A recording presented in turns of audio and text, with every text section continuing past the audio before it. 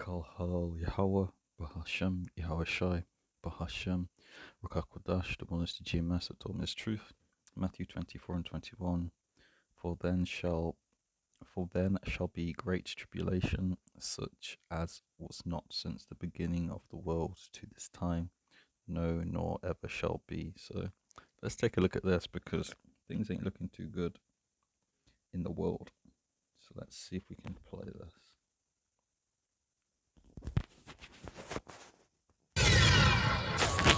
Tonight.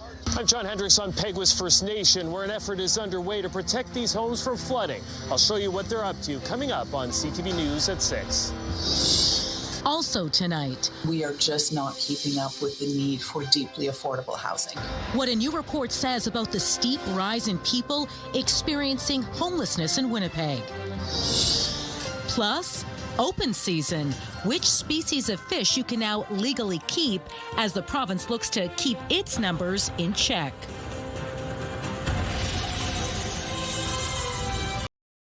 CTV News. Live from downtown Winnipeg with Mary Caruso. Good evening. Thanks for joining us. A huge effort is underway tonight to protect Peguis First Nation from flooding. The community is in an area the province has identified as high risk.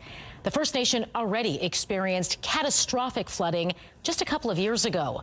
But as CTV's John Hendricks shows you, volunteers are determined to prevent that from happening. Helping save the people that do flood bad. They aren't in this battle alone. Roughly 30 volunteers from Team Rubicon have arrived to help out, and another 17 are on the way. The humanitarian organization is comprised of ex-military, retired first responders, and civilians, and they deploy to natural disasters like floods. This is actually our first deployment, and probably one of our largest single-wave deployments in the history of Team Rubicon Canada. A large deployment for a large risk. The province is warning peak flows could possibly reach 2022 levels, a year that saw many Peguis residents forced from their homes. Chief Stan Bird fears that could very easily happen again in the coming days. It's highly likely simply because a majority of our roads will be cut off. We won't have access to things like clean drinking water, food. Which is why it's critical that efforts to protect homes like Alan Spence's are successful. For his part, Spence has no doubt the community will succeed. The community wants to get together. The community wants to do. John Hendricks, CTV News, Peguis First Nation. Chief Bird believes a more permanent solution to the chronic flooding is necessary. He's spoken with government officials and hopes that as early as this summer, work can get underway.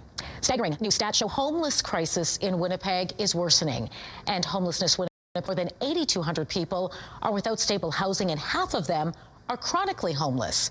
And in March alone, 104 became homeless. With more on the troubling data, CTV's Jeff joins us now live. Jeff, why are these numbers going up?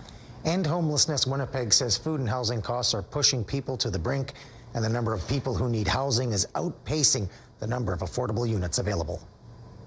Stacy Biggity knows what it's like to be homeless. Oh, heck yeah. There was a time, definitely. You know what I mean? It was hard. Nobody wanted you nowhere. Nobody trusted you. Clean and sober for 7 years, she found a place to call home, but some of her friends aren't as. I see them a lot. You know what I mean? It hurts. It's hard. It's hard to see them like that.